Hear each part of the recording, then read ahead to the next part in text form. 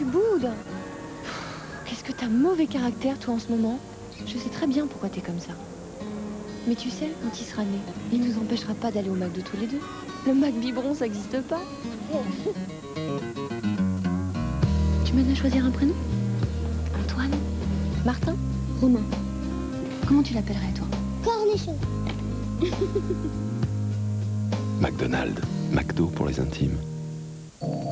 Kodak invente Gold Ultra. Une nouvelle technologie.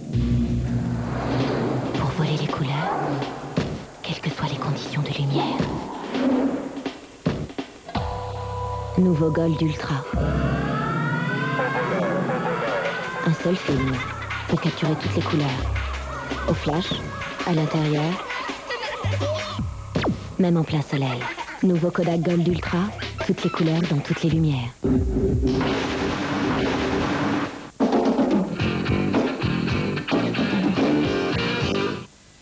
Eurosport France vous présente la Coupe de France, la Poste de VTT Cross Country. Une compétition ouverte à tous les licenciés de la FFC. Ne manquez pas la 3e manche les 5 et 6 juillet prochains à Brulon, dans la Sarthe, à 2 heures de Paris. Pour de plus amples informations, n'hésitez pas à consulter le Minitel 3615 code Eurosport, rubrique Mémo.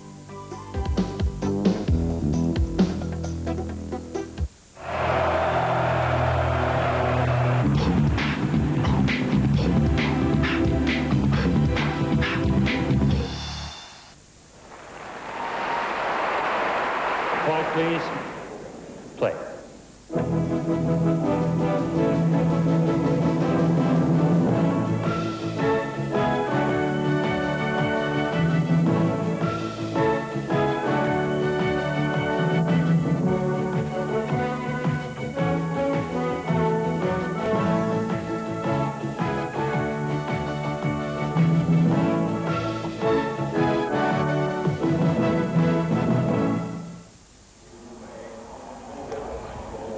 Bonsoir à tous et merci d'être fidèles au rendez-vous du résumé prévu tous les soirs à 23 h. Journée aujourd'hui bien traditionnelle en compagnie de Guy Forget à Wimbledon. Et oui, une nouvelle fois Hervé, des matchs, de la pluie, un peu de soleil et ce public anglais qui a été encore formidable, qui a attendu sous la pluie et puis on a vu des matchs formidables mais ça on va bientôt vous le raconter. Effectivement, tout de suite le résumé de cette journée en compagnie de Bruno Cuaz et de Frédéric Viard. Oui, merci Hervé. En effet, une journée perturbée encore une fois par la pluie et qui n'aura pas permis aux organisateurs de rattraper complètement leur retard. Il reste ainsi 2 matchs à terminer pour le compte des 8e de finale dans le tableau masculin, à savoir Sampras Korda et Edman Krajicek. Mais il s'agit là du tableau masculin. Mais ce qui intéresse Bruno Cuaz, ce sont plutôt les filles. Alors la parole à Bruno Cuaz.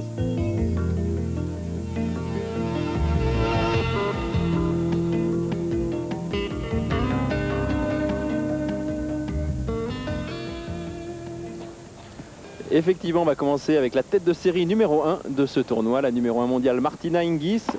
Et dans un tournoi féminin qui a perdu 9 de ses 16 têtes de série, elle est plutôt solide, Martina Hingis, face à la jolie belge Sabine Appelmans, 19e mondiale.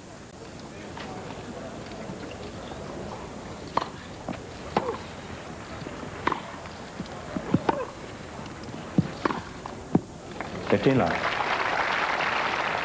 Martina Hingis peut programmer en début de journée. Va vite se détacher. Elle va remporter la première manche. 6-2 à 1. Sabine Appelmans, quart de finaliste à l'Open d'Australie cette année. Elle a également conduit la Belgique à sa première demi-finale en Fed Cup. Ce sera contre la France à la mi-juillet. Mais Sabine n'a pas pu faire grand-chose face à Martina Hingis et la précision de ses frappes. Même si elle va réussir à faire le break au deuxième jeu de la deuxième manche, Martina Hingis va immédiatement débreaker. Puis faire un nouveau break dans le 7e jeu de cette deuxième manche. Martina Hingis impressionnante finalement dans ce tournoi de Wimbledon. Elle avait un petit peu cafouillé dans son premier match face à la luxembourgeoise Kremer. Mais depuis tout va bien, elle n'a pas perdu un set.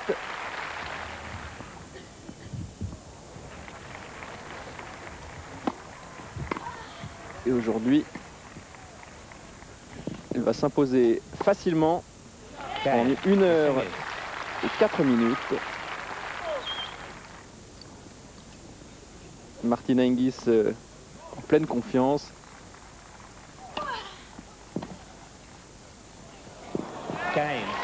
Elle s'impose donc 6-1, 6-3. Elle jouera soit Vento, soit Kladkova au tour suivant.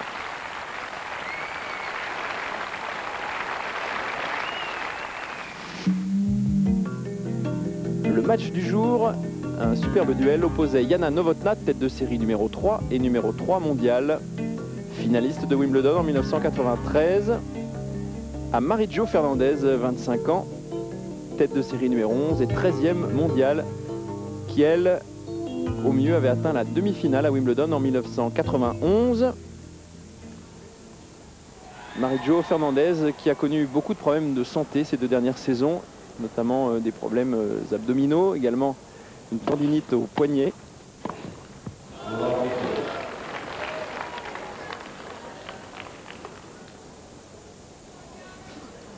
On retrouve les 2 joueuses à 3 partout dans la dernière manche.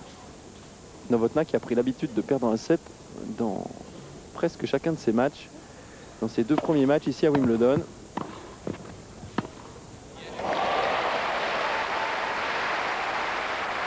Le tennis pratiqué de fort belle facture avec l'opposition de style, les enchaînements service-volés de Novotná et le très beau et très élégant jeu de fond de cours de Marie-Jo Fernandez.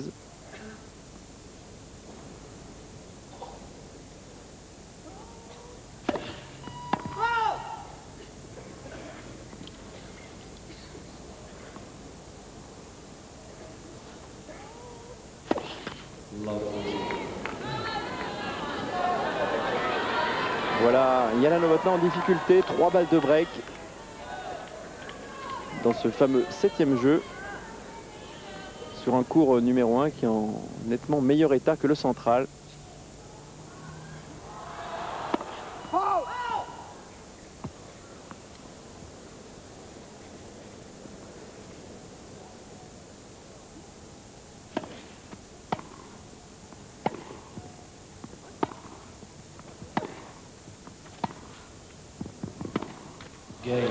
Et Marie-Jo qui vient au filet mettre un peu de pression à Jana Novotná qui perd son service, 4-3 dans cette dernière manche. Jana Novotná qui est une des grandes favorites de ce tournoi avec Martina Hingis. Jana Novotná qui avait atteint donc la finale en 1993. On se souvient qu'elle avait le match en main face à Steffi Graf. Elle avait 2 breaks d'avance dans la dernière manche. Elle avait finalement perdu cette finale face à Steffi avant d'éclater en sanglots sur l'épaule de la duchesse de Kent. C'est peut-être l'année ou jamais pour Jana Novotná.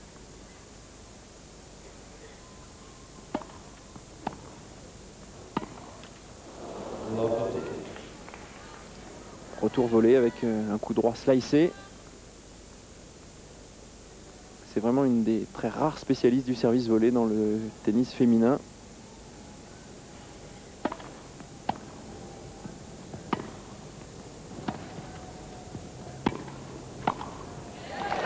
Volée très solide.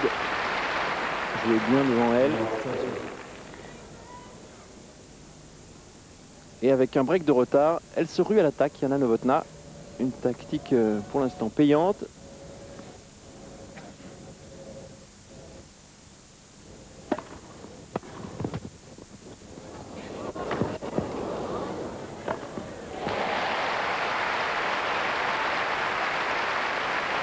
Marie-Jo Fernandez, elle a atteint les quarts de finale à Wimbledon ces 2 dernières années.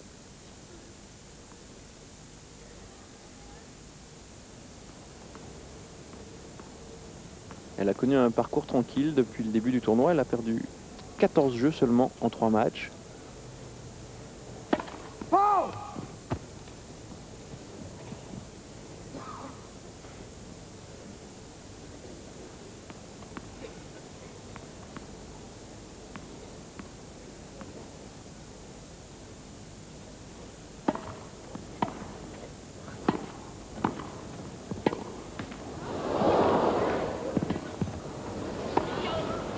Eh bien, elle s'en sort très bien là, sur cet échange. Jana Novotná,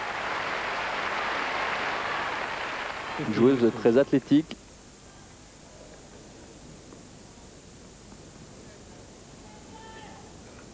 Un bras roulé.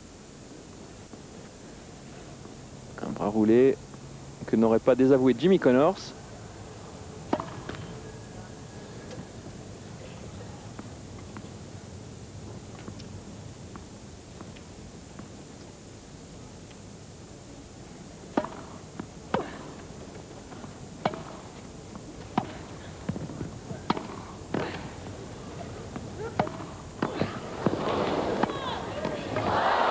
Quelle combativité. Non, ça, ce n'était pas sa combativité.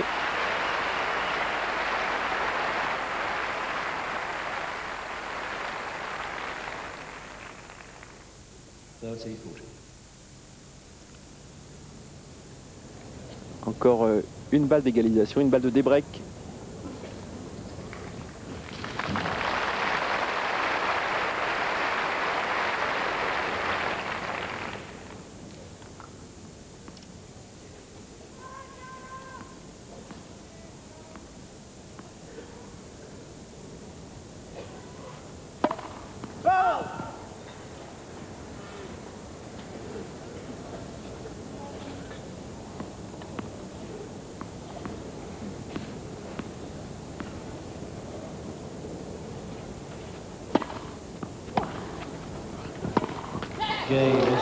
Eh bien c'est fait, des breaks pour Jana Novotná.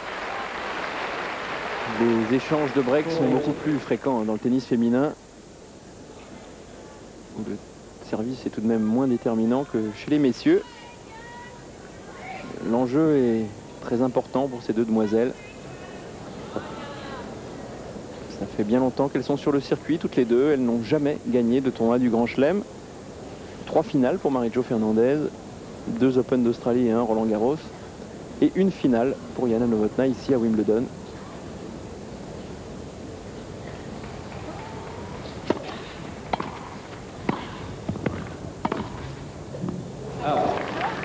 Oh, là ça semble très douteux. La balle avait semblé rebondir sur la ligne. On a vu un petit peu de craie s'envoler.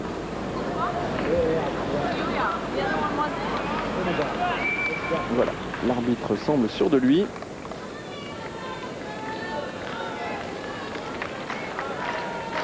Thank you.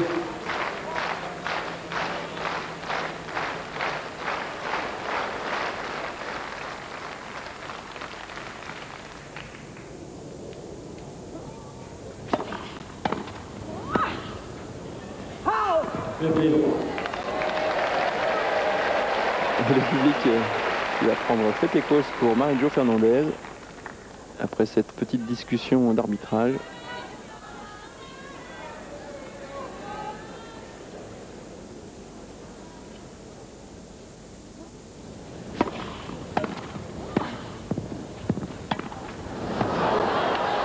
Encore une volée très limite. Marie-Jo qui proteste avec sourire pour l'instant.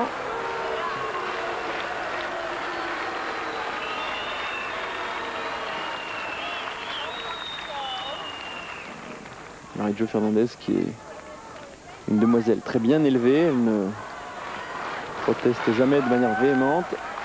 Mais là, 2 balles quasiment à la suite. 2 balles assez litigieuses. Ted Watts, l'arbitre, reste très ferme. Marie-Jo qui demande à quelqu'un là dans l'angle du court si cette balle était bonne ou pas.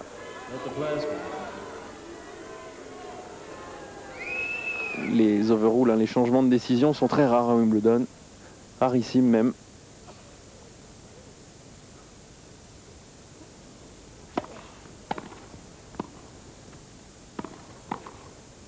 Ah oui, là un mauvais passing de Marie-Jo Fernandez.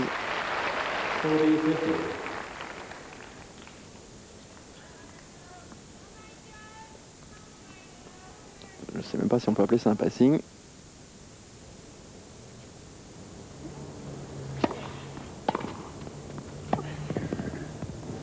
Une montée très courte. Et elle s'en sort tout de même, Jana Novotná. Courageuse là, Jana Novotná, qui se rue vraiment systématiquement au filet et qui mène 5-4. Elle n'est plus qu'à un jeu d'une place en quart de finale.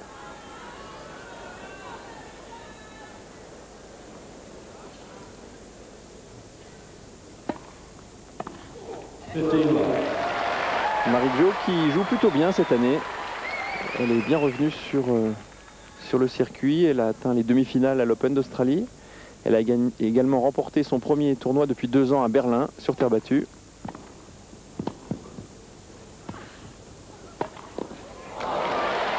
Elle s'entraîne depuis quelques semaines avec Sven Groeneveld, qui a été le coach de Mary Pierce à 2 reprises. Le dernier divorce remontant juste après l'Open d'Australie, début février.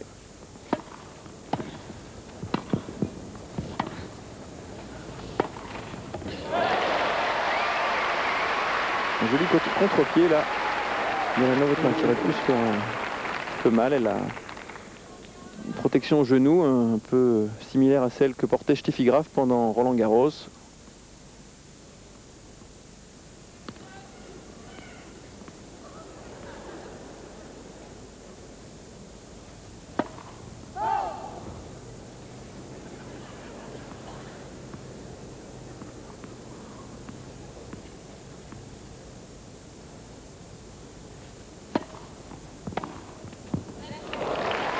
Et elle s'essaye également au service volé, mais là, sa première balle a été très faible.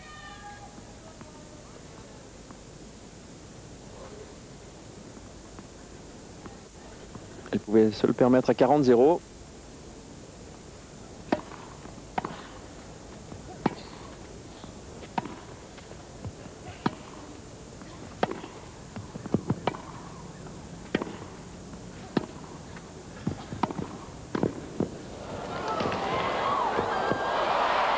Une montée qui était un petit peu mieux construite, mais le revers était parfait.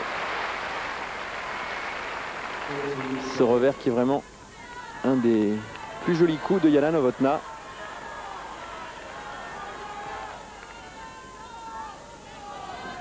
Mais il y avait encore un petit peu d'hésitation dans cette montée de Marie-Jo Fernandez. Alors attention, encore une balle de jeu pour l'américaine.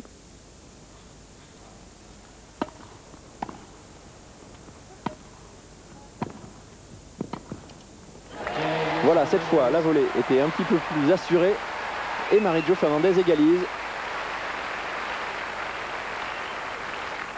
5 partout dans la dernière manche.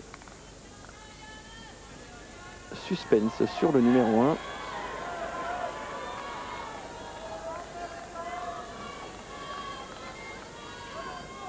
C'est assurément un des tout meilleurs matchs féminins depuis le début du tournoi.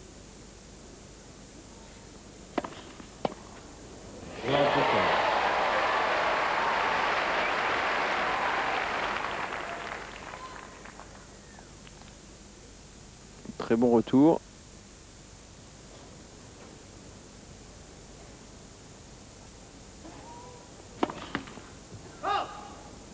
Les frappes très classiques, c'est vraiment le style floridien.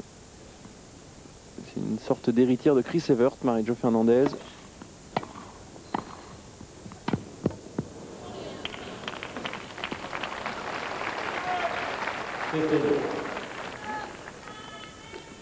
Et Novotná qui continue à monter encore.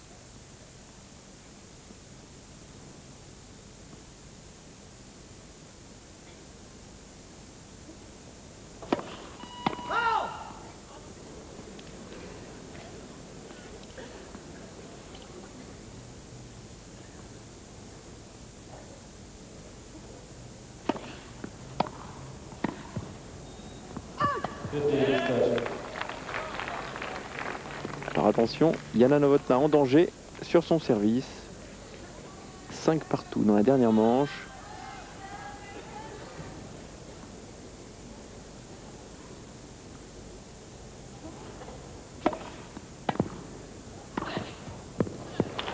Oui, excellente volée.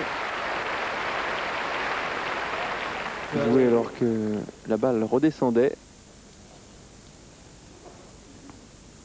Il faut beaucoup de toucher.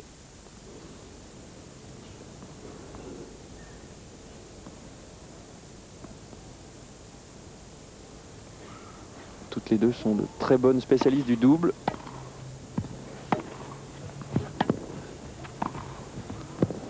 Ah oui, là encore une excellente volée. Beaucoup de toucher. Une volée très naturelle. Techniquement, elle n'était peut-être pas parfaite. Hein, jouée un tout petit peu tard peut-être. Pas très bien centrée.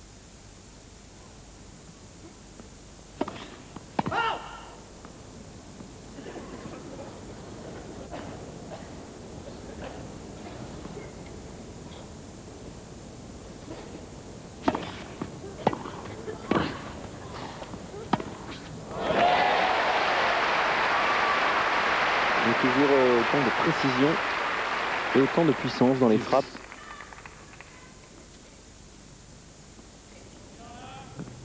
Excellent placement de jambes.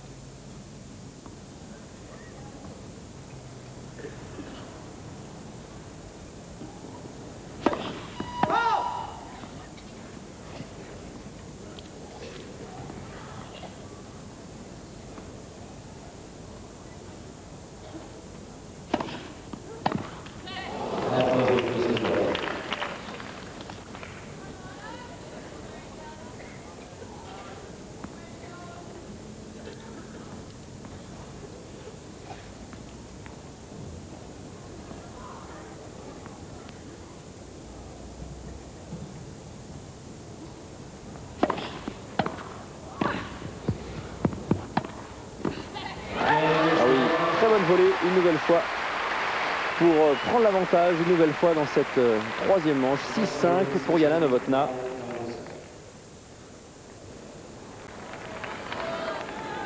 Jana Novotná qui dispute son 12e Wimbledon et à son palmarès elle a une finale, une demi-finale et 3 quarts de finale.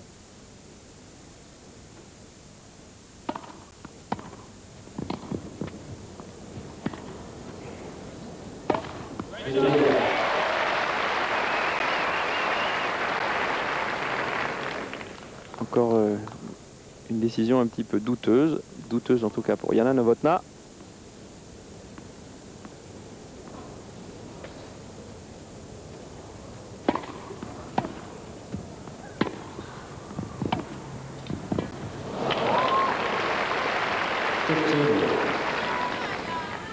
Son slice est très lourd. Il est peut-être également très efficace en passing.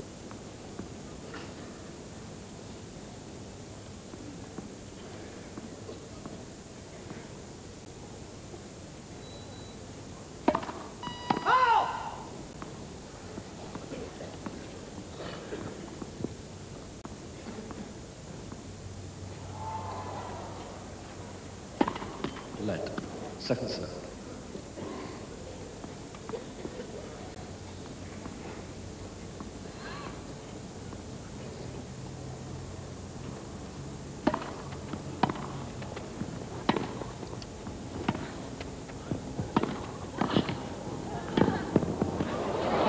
Ah oui, là des prodiges au filet. La première volée était très difficile. Et elle n'a pas tremblé sur la deuxième. Grosse pression là sur les épaules de Marie-Jo Fernandez à 2 points de la défaite sur son service.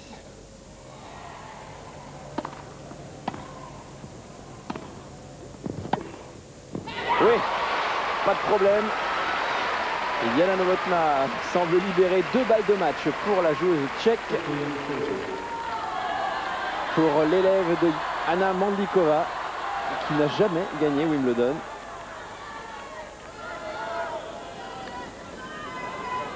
Deux balles de match, deux balles de quart de finale pour Jana Novotná.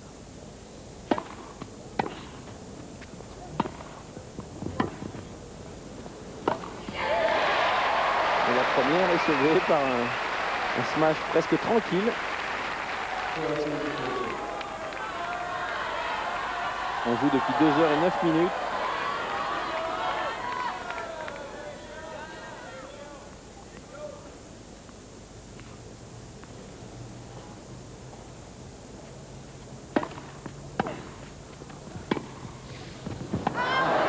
Et la balle est faute, la balle est longue et c'est Jana Novotná qui se qualifie après une superbe partie.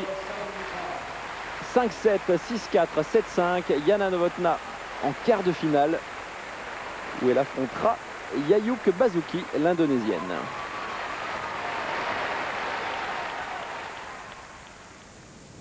Match long cours donc pour Jana Novotná. Ce fut autrement plus facile pour Arantxa Sanchez qui rencontrait malheureusement pour nous Marie Pierce. La française ne sera jamais véritablement à la hauteur de son adversaire. Sachez que lors de la première manche, elle va perdre 6 jeux d'affilée. Elle menait 1-0, puis une première interruption due à la pluie. Et finalement, en 20 minutes, elle va perdre cette première manche 6-1. Elle est passée complètement à côté de cette première manche. Marie Pierce qui était tête de série numéro 9 ici, face à la tête de série numéro 3. Mais il est vrai que depuis le début de ces championnats de Wimbledon, Arantxa Sanchez avait été très impressionnante puisqu'elle n'avait perdu au total que 9 jeux en l'espace de 3 matchs. Victoire 6-0, 6-0 contre Claire Wood, 6-4, 6-2 face à Emmanuel Cagliari et 6-1, 6-2 face à Florencia Labat. Dans le même temps, face à des adversaires, il est vrai, un peu plus relevés, Marie Pierce avait, elle, concédé un set. C'était face à Virginia Ruano Pascual, mais elle avait battu Dominique Van Roos tout d'abord, puis l'Espagnol et enfin une autre Espagnole, Maggie Serna, classée 51e à la WTA. Lors du match suivant, 6-4, 6-3, elle avait montré à ce moment-là, Marie Pierce, qu'elle était en train de trouver peu à peu un style de jeu adapté au gazon. Aujourd'hui, elle fut bien trop contractée pour véritablement poser des problèmes à une Arantxa Sanchez très solide en fond de cours, qui n'aura commis quasiment aucune faute dans le même temps. Marie Pierce, beaucoup trop impatiente, aura malheureusement pour elle réussi un véritable festival de fautes directes. Résultat, elle va perdre son service également à plusieurs reprises dans cette deuxième manche. Les deux joueuses vont aller jusqu'à 3 partout dans ce deuxième set, mais finalement Sanchez, menant 4-3, prendra une dernière fois le service de Marie Pierce pour finalement s'imposer 6-1, 6-3. Et se qualifiant donc pour les quarts de finale. Marie Pierce avait justement été quart de finaliste ici même l'an dernier. Elle s'en va cette année au stade des 8e de finale.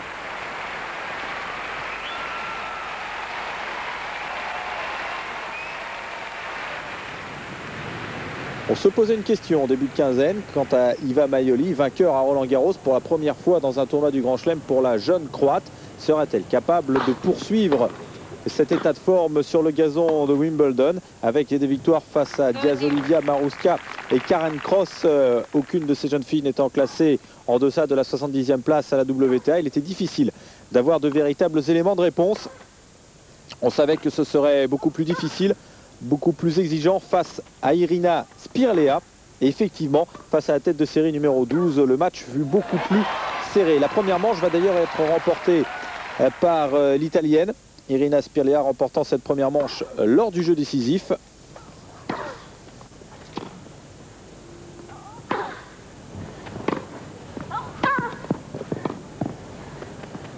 Je dis italienne, il fallait bien évidemment rectifier.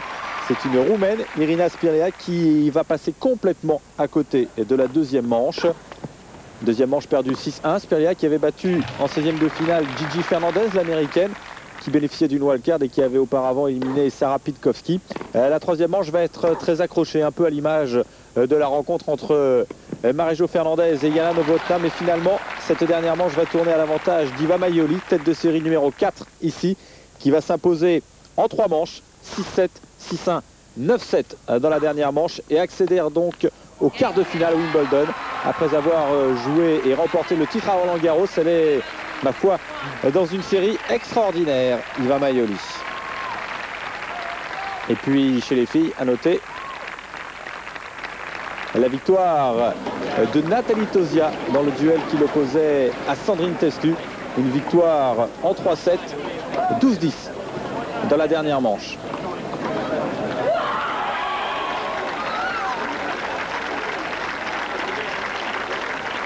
Nathalie Tauziat qualifiée donc pour les quarts de finale ici à Wimbledon pour la deuxième fois de sa carrière. Sandrine Testu, elle, ma foi, après sa victoire face à Monica Seles, aura très certainement eu un peu de mal pour retrouver toute son énergie Un match qui aura duré très très longtemps. Il y aura au moins une Française en quart de finale. Ce sera Nathalie Tauziat.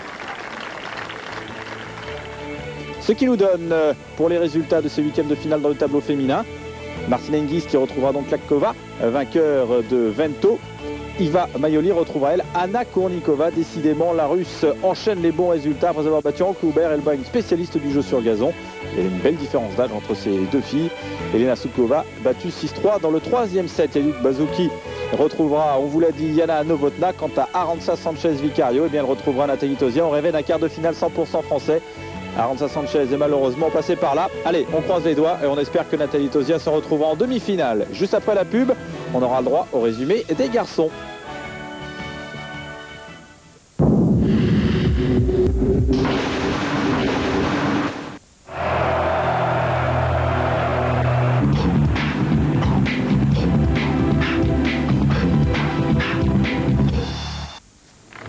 On passe maintenant au résumé en ce qui concerne les garçons, avec toujours les huitièmes de finale et sur l'un des cours annexes.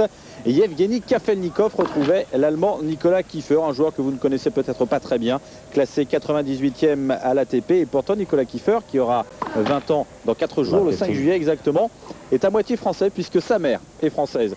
Nicolas Kiefer est l'un des jeunes joueurs du circuit et il mène la vie dure à Yevgeny Kafelnikov puisque l'on va retrouver ces deux hommes dans la deuxième manche, le premier set ayant été remporté par Nicolas Kiefer 6-2.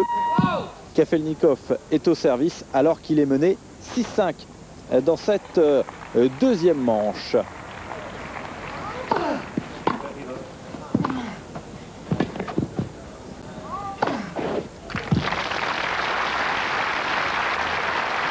Dépassé en fond de cours lors du premier set, Yevgeny Kafelnikov qui a décidé dans cette deuxième manche de venir beaucoup plus souvent au filet. On le voit régulièrement d'ailleurs enchaîner derrière sa première.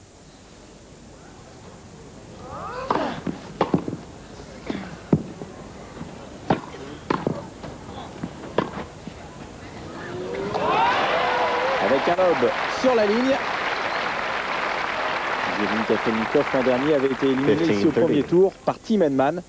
Il confirmait ainsi la mauvaise réputation du tournoi de Halle qui voulait que le vainqueur ou le finaliste de Halle ne reste pas bien longtemps dans le tournoi de Wimbledon puisque Niklas Kulti qui s'était imposé l'an dernier avait été éliminé au premier tour. Oui mais voilà, à Halle, cette année le vainqueur c'était Kafelnikov. Kafelnikov qui a battu successivement deux Espagnols, Marin et Javier Sanchez, puis le demi-finaliste surprise de l'an dernier au tour précédent, Jason Stoltenberg, prouvant si besoin était qu'il est capable d'adapter son jeu sur cette surface, même si là c'est Nicolas Kiefer qui obtient 2 balles de 2 manches à rien.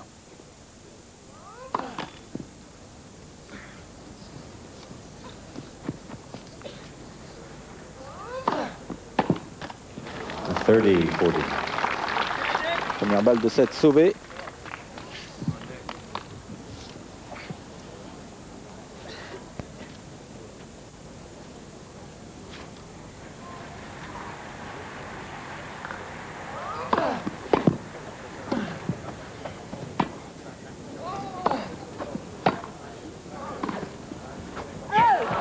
Elle est passée sur la ligne, on a entreaperçu Yevgeny Kafelnikov s'agacer. Il est vrai que mener de cette dernière face à Nicolas Kiefer, cela devient bigrement difficile.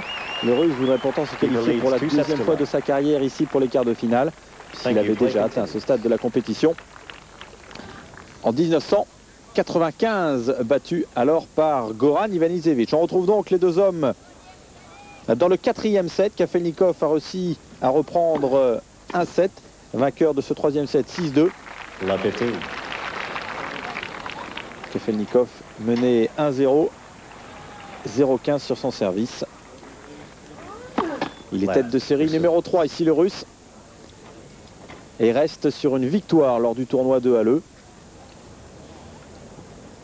Un tournoi de Halle où il avait au passage battu Nicolas Kiefer 7-6. 7-6 dans ce qui était jusqu'alors l'unique rencontre entre les deux hommes.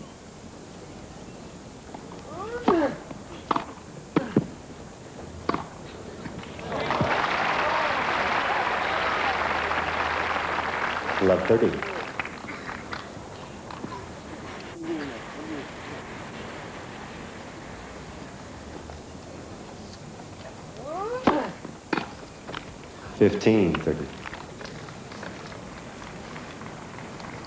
Pour Nicolas Kiefer, il s'agit d'une première participation ici à Wimbledon, pour le moment tout simplement miraculeuse.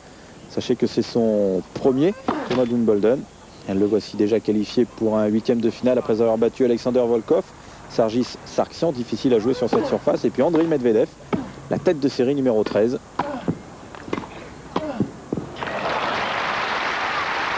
Et il faut véritablement que Kafelnikov accomplisse des miracles pour réussir à faire le point face à Kiefer.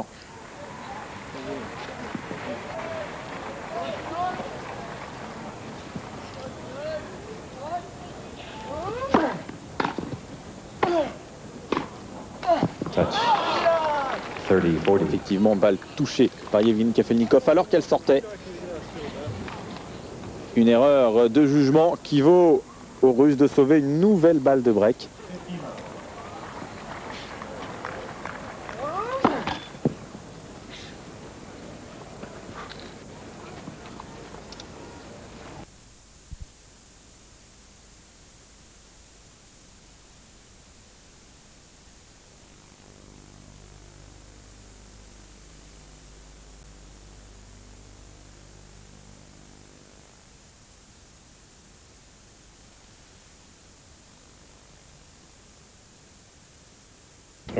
Ok. D'accord. Banzai, Danielson! Hé, Banzai! Banzai! Banzai! Banzai! Banzai! Mais c'est inutile, je le bats à l'aise. Monsieur, veuillez vous présenter sur la surface de combat. Je ne veux pas que tu le battes. C'est dingue, ils vont me disqualifier. Je te demande de le démolir. Vas-y, Daniel! Allons-y, messieurs. Bonne chance.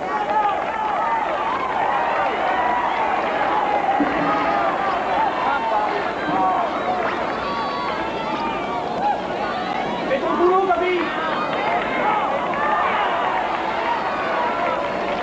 Face à l'adversaire. Salut. Prêt? Respectez les règles, messieurs. Prêt? Allez! Allez, Daniel! Excuse-moi, vieux. Excuse-moi, je suis désolé, excuse. Miyagi! Miyagi! Miyagi est là. Miyagi. Pas t'inquiéter. Bobby Brown des Cobra Kai est disqualifié pour combat délibéré au-dessous de la ceinture. Conformément à l'article 31, Daniel Larousse dispose de 15 minutes pour se représenter sur la surface de combat. Dans le cas contraire, John Lawrence sera automatiquement proclamé vainqueur du championnat.